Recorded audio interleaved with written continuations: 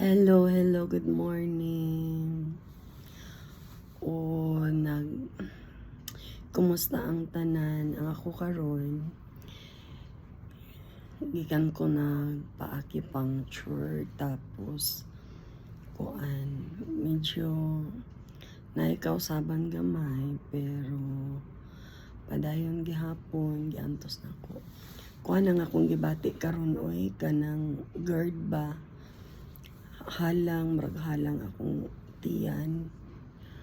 Tapos akong tutunlan ug karon sakit akong tutunlan, sakit akong diri motong nagpa-acupuncture ko kay man kanang makatabang man pud daw ang acupuncture sa inflammation ba. Katumanggong spray na ako sa ako ang tutunlan kung mag-sore throat ko.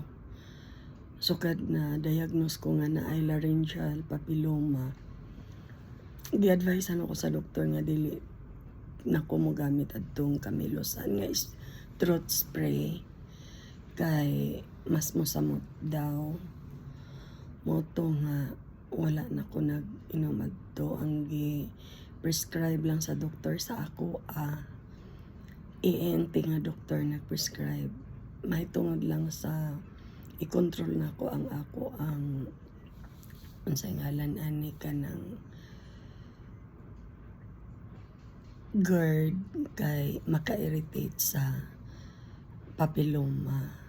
Moto nga sukad man gud na ako diri Manila, sige ko makakaon og mga supak-supak na mga pagkaon ba. Mo na nga daghan kayo ako ang gibati. So dili man jud ko ingon na as in luya pero sakit akong lawas, sakit akong tiyan. So pundo lang ko dinhi sakit ako murag basta motong namalhin mi dinhi kay maka-plaster mi og makaluto ko ba aron nga dili na ko magsigig palit og pagkaon nga luto na daan kay syempre na ay mga bawal nga mga lamas, bawal nga mga gulay bisan pag mapalit ta gulay lang.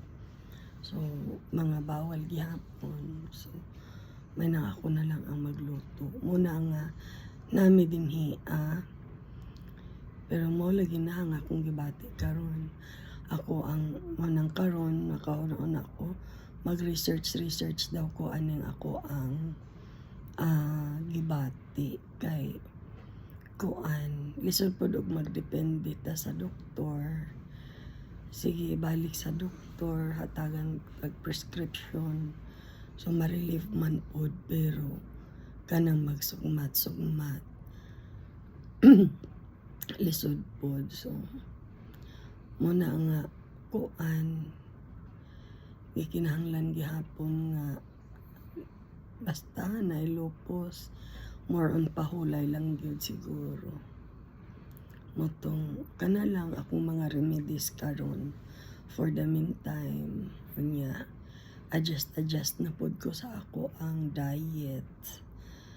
So akong i-share sa inyo sunod ang ako ang mga research about sa ako ang sakit kay na-encourage ko nga mag-research tungod sa ang ako dahil pong mga videos so naaday po magtanaw nga parehan ako sakit. So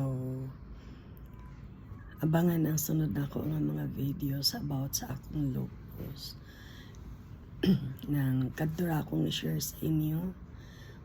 Daghang salamat sa pagtanaw.